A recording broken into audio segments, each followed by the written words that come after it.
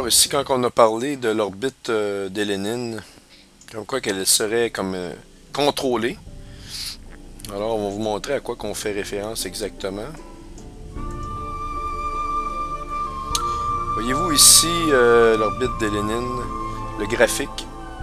Ça ici, c'est la ligne rouge que ce que vous voyez, c'est la ligne théorique de ce que devrait être son orbite. Mais ce qui est assez étrange, c'est, voyez-vous, l'oscillation. Elle va en dessous de la courbe, remonte au-dessus. On croit qu'il y a comme un genre d'ajustement et retourne en dessous.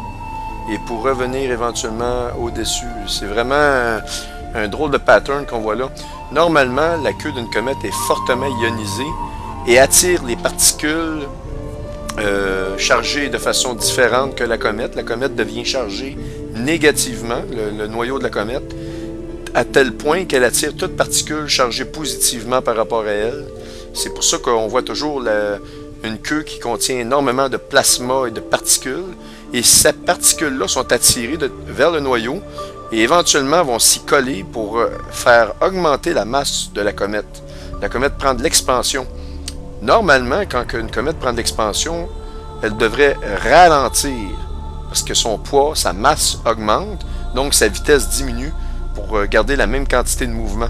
Cependant, ce qu'on observe ici dans ce cas-là, c'est que son orbite semble changer, dû peut-être à un changement de vitesse, mais se réaligne et se réajuste selon l'orbite théorique. C'est vraiment quelque chose d'assez exceptionnel qu'on voit ici.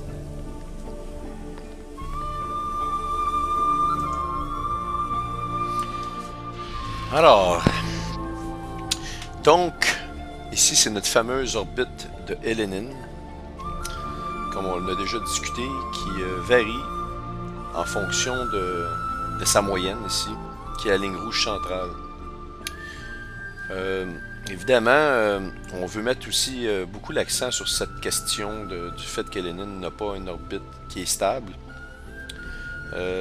Parce qu'il y a beaucoup de questions qui se posent à ce niveau-là, puis beaucoup de gens parlent actuellement que cet objet-là, finalement, ne serait pas ce qu'ils prétendent qu'elle soit, c'est-à-dire une comète, mais bien et bien une naine brune ou une planète géante, mais particulièrement une naine brune à cause de son invisibilité.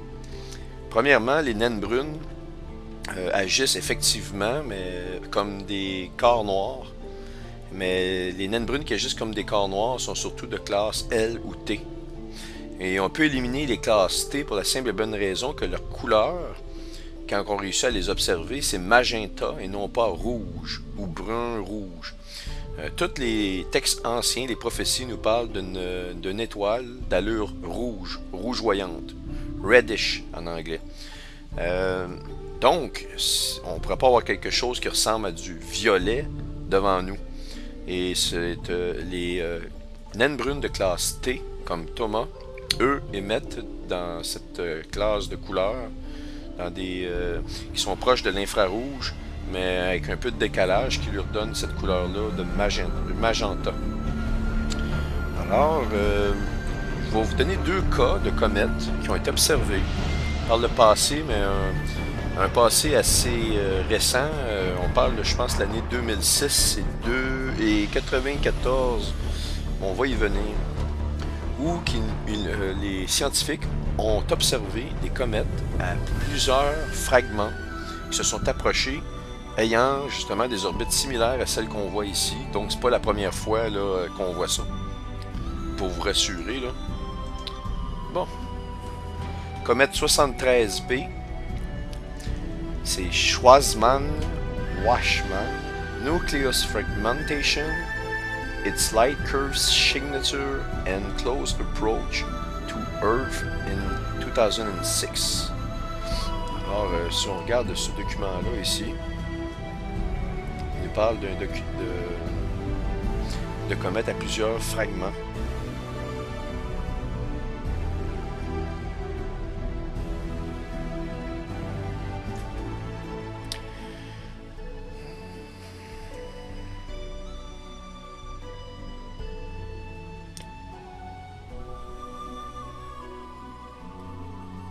Je vous montre rapidement le document.